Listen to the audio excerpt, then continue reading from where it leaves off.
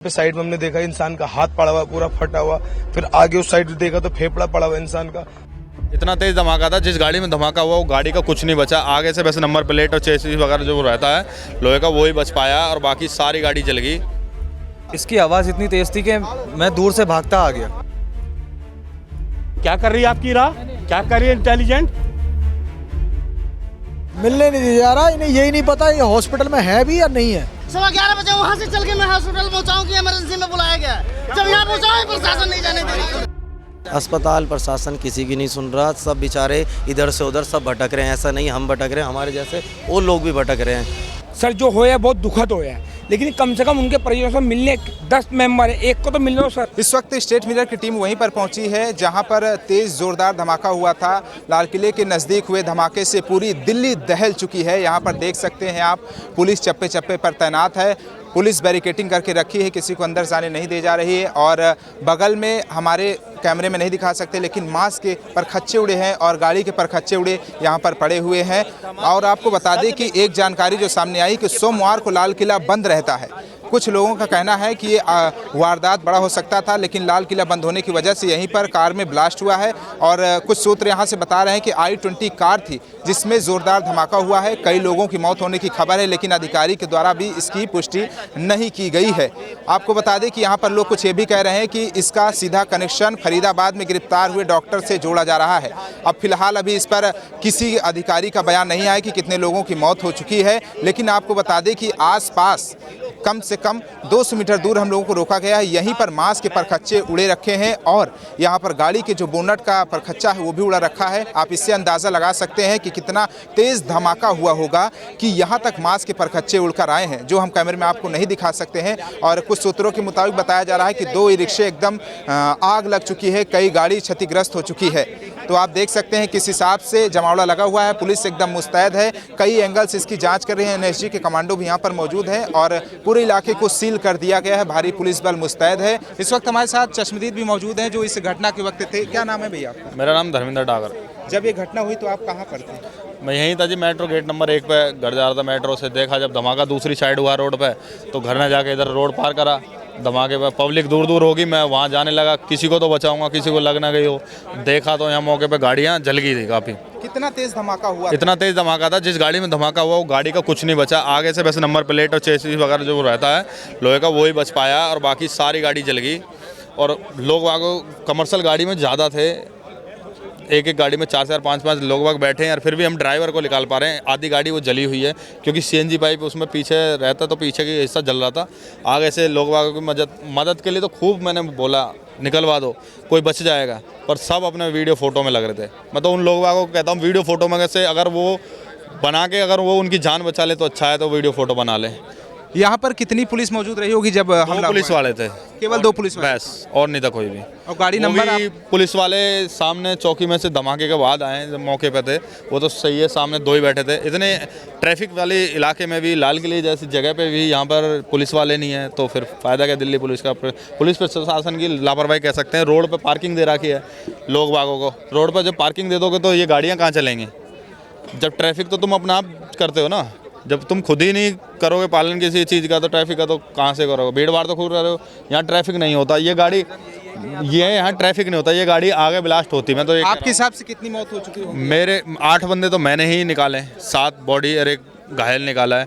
और बाकी ये यहाँ ना हो गए, नहीं आगे होता खाली जगह में तो लगभग इतना कोई नहीं मरता खाली एरिया में, क्योंकि यहाँ से 500 मीटर की दूरी पे खाली एरिया आ जाता है। मार्केट एरिया ये है, चौक आ जाता तो यहाँ ज़्यादा पब्लिक रहती है। गाड़ी नंबर कहाँ के दिखा, क्या देखा? हरियाणा नंबर था, वो पुलिस वाले से चेक करवाया था, जब ही नंबर प्लेट उसकी HR26 7674 नंबर गाड़ी का जो था। देखिए कुछ लोग जो है कि जो फरीदाबाद में गिरफ्तारी हुई उससे कनेक्शन जोड़ रहे हैं। और भाई ने जैसे बताया कि वहाँ पर गाड़ी हरियाणा के नंबर दिखाया जा रहा था। और हमारे साथ जो चश्मदीद मौजूद है उनसे भी बात करेंगे। जब ये हमला हुआ तो क्या आप यहीं मौजूद थे? नहीं, मैं उस टाइम पे मौजूद नहीं था, लेकिन इसकी आवाज़ इतनी तेज़ थी कि मैं दूर से भागता आ गया। कितने दूर तक आवाज़ सुनाई दी होगी? इसकी रेड लाइट तक, दरियागंज रेड लाइट है जो पूरा एरिया जामा मस्जिद का, वहाँ तक पूरी सुनाई दी है। तो भाग कर आए तो यहाँ क्या देखा आपने? यहाँ पे भगदड़ मची हुई थी। कितने लोगों की मौत हो चुकी होगी आपके अनुसार?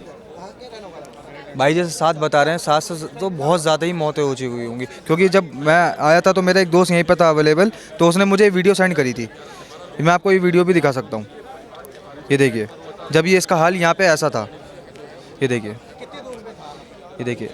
मैं आपको मतलब अब यहाँ धमाका हुआ, धमाके आप देख सकते हैं कि धमाके के टाइम पे लोग कितने होंगे। और शाम जब मैं यहाँ पे, मेरा निकलना डेली है यहाँ से, मुझे कम से कम 1 घंटा लगता है गाड़ी से निकलने में। जब ये धमाका होगा तो इसके आसपास कितने लोग होंगे, आप कितना अंदाज़ा लगाए? 100 से ज़्यादा तो होंगे ही। यहाँ पर जैसे आप डेली कह रहे हैं कि निकलता था, तो यहाँ पर कितने लोग मौजूद रहते थे यहाँ पर? भाई कम से कम 500-1000 तो लोग नॉर्मली रहते हैं यहाँ पे, क्योंकि 100-200 तो क्रॉसिंग है, मेन क्रॉसिंग है, आर पार सारे जाते रहते हैं। तो आप सोचिए, जब यहाँ से पैदल चलता हुआ बंदा नहीं निकल सकता, एक गाड़ी कैसे निकल सकती है? जब आए तो पुलिस कितनी मौजूद थी यहाँ पर? पुलिस तो मैंने देखा नहीं पुलिस को। जब माहौल ऐसा है तो पुलिस को कौन देखेगा? इंसान को बचाने की सोचेगा ना पहले। तो ये कार पार्किंग जो है ना, यहाँ पे मेन कार पार्किंग है यहाँ पे, तो उसके चक्कर में बहुत ज़्यादा जाम रहता है, इतना ट्रैफिक रहता है। सिर्फ ये इस पूरे रोड पे पूरी शुरू से लेकर एंड तक पूरी कार पार्किंग है, उसकी वजह से बहुत ज़्यादा जाम रहता है। उसकी वजह से पब्लिक को बहुत ज़्यादा दिक्कत होती है, बहुत ही ज़्यादा दिक्कत होती है। रिक्शा वाला नहीं निकल सकता, बस वाला नहीं निकल सकता, पैदल चलने वाला नहीं निकल सकता। देखिए, जो मैंने शुरू में कहा ना कि सोमवार को लाल किला बंद होता है, उसी का फ़ायदा उठाना चाहता था कोई। उसको नहीं पता था कि सोमवार को रहता है, लेकिन फिर भी यहाँ पर भारी जनसंख्या में रहती है। जैसे इन्होंने बताया कि 1500 लोग रहते हैं। और ख़ास बात यहाँ पर एक है, जो हरियाणा से कनेक्शन जोड़ा जा रहा है, उसको आप समझ सकते हैं। गाड़ी के नंबर उन्होंने बताया, तो इन लोगों के बताया अनुसार क्या सटीक बैठता है? क्या आप यहीं पर थे हमला के वक्त? सर मैं जिस टाइम हमला हुआ ना, मैं जा रहा था, मोटरसाइकिल जा रहा था जामा से, तो बाहर थे पुलिस वाले। बल्कि मैं यहाँ से गुजरते रहता हूँ और बहुत जाम होता है, बहुत ट्रैफिक, बहुत पार्किंग, बहुत एकदम कोई ट्रैफिक, कोई पुलिस नहीं, कभी होता कभी नहीं होता। कोई सही अच्छा व्यवस्था नहीं है यहाँ पर, अच्छी व्यवस्था नहीं है। तो डेली यहाँ कितने लोग रहते होंगे? सर कम से कम लाल किला मेन जगह सर, देखो सामने, सर सामने चांदनी चौक है, सामने लाल किला है। बाहर के लोग आते हैं तो ज़्यादा टूरिस्ट सब बाहर के लोग। अब देखो, अब बार बार माइक पे कहते हैं कि भाई अपने फ़ोन, पर्स और कुछ भी बैग हो तो पुलिस को सूचित कर दो आप। अब वही हो गया, देखो क्या हो गया, देखो बहुत जाम, बहुत ट्रैफिक होता है, बहुत ट्रैफिक। कम से कम 10,000 5,000 डेली होता है पर। बल्कि इस टाइम हो रहा है शाम को 6 बजे, उस टाइम तो लोग बहुत पब्लिक होता है, इस टाइम बहुत पब्लिक, बहुत पूछो मत। तो देखिए, जैसे इन्होंने कहा कि यहाँ पर काफ़ी भीड़ होती है और काफ़ी लोग यहाँ पर आते हैं। और आपको बता दें कि चांदनी चौक मार्केट है, जहाँ पर काफ़ी तादाद में लोग इकट्ठा होते हैं सामान खरीदने के लिए। और यहीं पर वो वारदात कुछ दूर पर हुई और आप देख सकते हैं किस हिसाब से पुलिस बैरिकेटिंग करके रखी हुई है। और ये भी बता दें कि जो गाड़ी नंबर बता रहे हैं अभी, जो उन्होंने बताया कि हरियाणा का बता रहा है और हरियाणा से ही इसका कनेक्शन जोड़ा जा रहा है। अब हमारे साथ कई चश्मदीद थे जो उन्होंने बताया कि यहाँ पर काफ़ी भीड़ इकट्ठा होती थी। और मैं फिर से यही कह रहा हूँ कि सोमवार को यहाँ पर लाल किला बंद होता था। हो सकता है लाल किला में बड़ा अंजाम देने की कोशिश की हो, मगर उनको ये नहीं पता रहा होगा कि सोमवार को लाल किला बंद रहता है, इसीलिए इस जगह अंजाम देकर निकल गए हों। जिम्मेदार कुछ नहीं बनती, क्योंकि जिम्मेदारी तो निभाओ अपनी, लेकिन आप जिम्मेदारी से भाग रहे हो, जिम्मेदारी निभा नहीं सकते। मलिक जी जिम्मेदारी लेते हुए तो अमित शाह जी तमाम नहीं ले रहे। अच्छा, एजेंसी क्या कर रही है? क्या कर रही है आपकी राह? क्या कर रही है इंटेलिजेंट? क्या कर रहे हैं? अरे आप छोड़िए, 5-6, हाँ जी,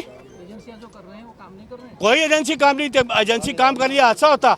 300 किलो 360 किलो में 300 किलो RDX आपका फरीदाबाद में पकड़ा जाता है, तो एजेंसी तो पूछो, राह से पूछो। देखिए, जो तस्वीर सामने आप दिख रही है, यहीं से प्रधानमंत्री नरेंद्र मोदी 15 अगस्त और 26 जनवरी को लोगों को संबोधित करते हैं। और यहाँ पर सवाल कई तरह के उठ रहे हैं कि जिस जगह पर 5 से 1,000 लोग इकट्ठा रहते हैं, वहाँ पर कोई सुरक्षा के इंतज़ाम क्यों नहीं थे? कुछ लोगों ने बताया कि यहाँ पर केवल 2 पुलिसकर्मी मौजूद थे। अब आप समझ सकते हैं कि चांदनी चौक जैसी बाज़ार में कितनी भीड़ होती है, वहाँ पर सुरक्षा व्यवस्था मजबूत करना चाहिए। और लाल किला जैसे भारत की धरोहर, वहाँ पर तो सुरक्षा व्यवस्था एकदम मजबूत करके रखना चाहिए। कुछ लोग बता रहे हैं कि पुलिस की भी लापरवाही इसमें है। अब आप खुद देख सकते हैं कि यहाँ पर कितने नज़दीक, जहाँ से प्रधानमंत्री भाषण देते हैं, जहाँ पर सुरक्षा के कड़े इंतजाम होने चाहिए, मगर यहाँ पर कुछ लोगों ने आरोप लगाया कि यहाँ पर कोई तरह का इंतजाम नहीं था, जिस वजह से घटना घटी। और कुछ लोग ये भी बता रहे हैं कि इस हादसे से कुछ दूर तक आवाज़ सुनाई दी, जहां पर लोग सो रहे थे। कुछ लोग तो उठकर एकदम भागने लगे और देखने आए यहाँ पर, तो ऑटो रिक्शा, ई रिक्शा कई जले हुए खाक पड़े थे। यहाँ पर हम कैमरे में दिखा नहीं सकते, लेकिन कई हाथ है जो मांस से जो कटे हुए कम से कम 200 मीटर दूर तक पड़े हुए हैं। और आप एक बार फिर से तस्वीर गौर से देखिए कि यही वो जगह है जहां पर प्रधानमंत्री चढ़कर ऊपर भाषण देते हैं, मगर वहीं पर सुरक्षा व्यवस्था की बड़ी चूक हुई है। इस जगह पर केवल 2 पुलिसकर्मी तैनात थे, जहां पर काफ़ी पुलिस बल तैनात होना चाहिए, क्योंकि ये एक ऐसी जगह है जहां पर भारी बल में लोग इकट्ठा होते हैं। इस वक्त हम LNJP हॉस्पिटल के बाहर खड़े हैं, जहां पर जो घायल हुए थे उनको लाया गया है। कुछ लोगों का आरोप है कि यहाँ पर अपने परिजनों से मिलने दिया नहीं जा रहा है। क्या है? मिलने नहीं दिया जा रहा, इन्हें यही नहीं पता ये हॉस्पिटल में है भी या नहीं है। ये तो कंफर्म हो जाएगा हाँ हॉस्पिटल में है।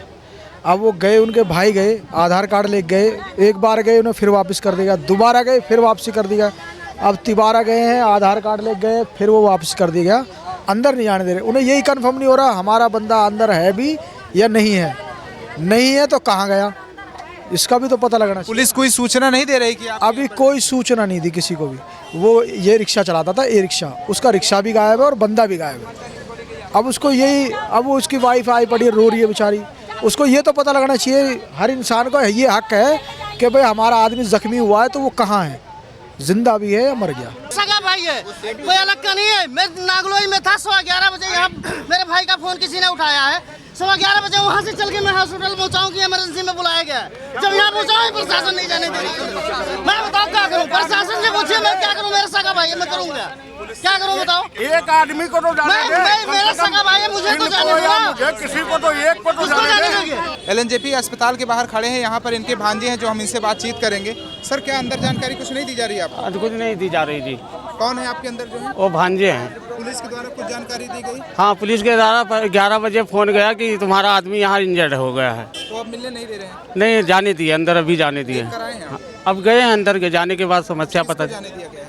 उनके भाई को, सगे भाई। कुछ लोग आरोप लगा रहे थे कि यहाँ पर लोगों को मिलने नहीं दिया जा रहा है। नहीं, अब मिलने दे रहे हैं। तो इस वक्त हमारे साथ मौजूद जो इनके परिजन भी थे, तो क्या नाम है आपका और कौन आपके अंदर है? मेरा नाम मोहम्मद इंतज़ार है। मेरे ताऊजी का लड़का अंदर एडमिट है और वो एडमिट इस कारण है, अभी 7:30 बजे करीब, जो 7 बजे जो हादसा हुआ उस दौरान में ही वो भी इंजर्ड हो गया। तो इंजर्ड होने के दौरान में 7:30 बजे हमें कॉल आई थी। तो ऐसे हमें किसकी तरफ से कॉल आई? कोई उसको ऐसा हुआ कि उसके साथ में पता नहीं कौन था, पत्रकार था या कौन था, यह भी हम कंफर्मेशन हमें खुद भी नहीं है, लेकिन फ़ोन उसने नंबर उसे याद था ताऊजी का, तो उन्हें नंबर दिया, तब घर पे हमें पता लगा ऐसे ऐसे कि हादसे में वो भी इंजर्ड है। जो घायल हुए वहाँ पर वो क्या करते थे या डेली वो रहते थे? ऑटो चालक है, वो अपने ऑटो स्टैंड पे खड़ा हुआ था, सवारी का वेट कर रहा था। अब उसे क्या पता था एकदम से क्या हुआ, अफरा तफरी मच गई, किसी को कुछ नहीं पता और अभी हमें भी नहीं पता। तो हम किसी बात का इंतज़ार कर रहे हैं कि अपने भाई को देख सकें। लेकिन तो आप लोगों ने गुहार लगाई अस्पताल के अंदर? अस्पताल प्रशासन किसी की नहीं सुन रहा, सब बेचारे इधर से उधर सब भटक रहे हैं। ऐसा नहीं हम भटक रहे हैं, हमारे जैसे और लोग भी भटक रहे हैं, सब ऐसे ही भटक रहे हैं अपने अपने मरीज से, अपने अपने भाइयों से, सबसे मिलने के लिए। लेकिन कोई कितने बजे से आप खड़े हैं यहाँ पर? मैं तकरीबन 8:30 बजे यहाँ आ गया था। 8:30 बजे से मैं यहीं पे ही हूँ, लेकिन कभी इधर कभी पीछे, चारों तरफ घूम लिया हूँ, कोई मिलने नहीं दे रहा है। तो देख सकते हैं कि किस हिसाब से यहाँ पर लोग परिजन हैं जो अपने लोगों से मिलने की कोशिश कर रहे हैं, लेकिन उनका कहना है कि प्रशासन की तरफ से हमें अंदर नहीं जाने दिया जा रहा है। नेता आते हैं और अंदर चले जाते हैं, मगर हम लोग नहीं जा पाते। आपको मैं एक बात बता दूं कि ऐसा समय है जब परिवार के लोग मिलना चाहेंगे कैसा इंजर्ड है, और इतने बड़े हादसे के बाद लोग ज़रूर अपने बेटे या बाप या माँ जो भी घायल हुई होगी उसको देखने की कोशिश करेंगे, मगर प्रशासन की तरफ से इनको अंदर जाने की इजाज़त नहीं दी जा रही है। बाहर ही खड़े होकर उनके परिजन तड़प रहे हैं। सर, जो होया बहुत दुखद होया है, लेकिन कम से कम उनके परिजनों से मिलने 10 मेंबर है, एक को तो मिल लो सर। नहीं है, अब बताओ, जब मुझे एंट्री नहीं मिल रही सर, मैं खुद एडमिट हूँ, बताओ और लोग क्या कर सकते हैं सर। गेट इन लोगों ने बंद कर दिया है। इस टाइम कोई पेशेंट इमरजेंसी का आएगा, उसकी एंट्री अंदर नहीं हो रही। ये कोई तरीका? आपके साथ उधर दिखाइए आप कैमरा, गेट बंद कर दिया, दिखाइए आप कैमरा दिखाइए। कोई इमरजेंसी पेशेंट आएगा सर, कहाँ जाएगा बताइए आप? कितने लोग खड़े हैं, अपने परिजनों को इंतज़ार करना है सर। सर, ये बहुत दुखद है, इसके अंदर कोई वो नहीं है, लेकिन कम से कम इतना सोचना चाहिए हमारी सरकार को कि कम से कम उन परिजनों को उनको ये दिलासा दे दो कि हाँ जी वो लोग सही हैं। तो परिजनों से नहीं मिलने दिया जा रहा है क्या? सर देखो ना, परिजनों से क्या, आपकी एंट्री के किसी की एंट्री नहीं हो रही सर, क्या कर लेंगे आप बताइए। आप कितने बजे से आप खड़े हैं यहाँ पर? सर 2 घंटे तो मेरे को हो गए। यही वो अस्पताल है जो पीछे दिखाई दे रही है, जहाँ पर जो घायल हुए थे उनको यहाँ पर लाया गया है। एम्बुलेंस लगातार आ जा रही है, मरीजों को ला रही है, और जो गंभीर उनको कहीं और भी शिफ्ट किया जा रहा है। पुलिस लगातार बैरिकेटिंग कर रही है, मीडिया का जमावड़ा भी वहाँ से हटा रहे हैं। परिजन जो थे, कुछ परिजन आरोप लगा रहे थे कि हमारे जो भी भांजे हैं या भाई हैं कोई अंदर है, उनको अंदर जाने की इजाज़त नहीं दी जा रही। केवल सूचना दी गई थी कि आपके बच्चे या जो भी हैं उनकी यहाँ पर इंजर्ड के कारण इनको अस्पताल लाया गया, लेकिन अभी मिलने नहीं दिया जा रहा था। कुछ देर बाद फिर पुलिस ने कुछ लोगों को अंदर लिया, उनके परिजनों से मिलाने के लिए ले गई है अंदर। तो रात के 12:30 बज रहे हैं और अपनों की खोए हुए तलाश में लोग यहाँ पर परिजन बैठे हुए हैं, उनसे मिलने के लिए पूरी कोशिश कर रहे हैं, मगर प्रशासन उनको अंदर नहीं जाने दिया जा रहा है। आप देख सकते हैं कि कितनी भारी भीड़ रहे, लोग परिजन अपने लोगों के मिलने की कोशिश कर रहे हैं, मगर उन्हें पुलिस के द्वारा अंदर नहीं जाने दिया जा रहा है। कुछ लोग यहाँ तक बताए कि हम इस अस्पताल में भर्ती थे, लेकिन अब उनको एंट्री नहीं दी जा रही है। हम ठीक सामने अस्पताल के ही खड़े हैं और अस्पताल आप देख सकते हैं कि डोर लॉक है, किसी को अंदर जाने नहीं दिया जा रहा है, मगर जिसके कोई घर का घायल हुआ है या मृत्यु हुआ है उसको ज़रूर मिलने दिया जाए।